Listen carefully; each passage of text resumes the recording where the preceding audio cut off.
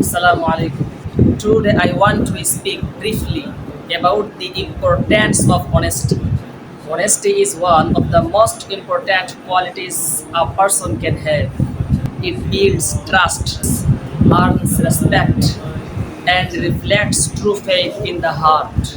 A truthful person is loved by people and the more importantly by Allah.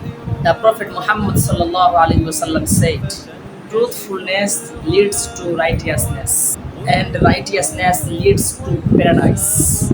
Even if honesty brings short-term loss, it brings long-term success and peace of mind. In a world full of lies and deception, being honest is a sign of true character. So let us hold on to honesty, not just in words, but in our actions and intentions too. May Allah make us all truthful in every part of our lives. Ameen. Assalamu alaikum.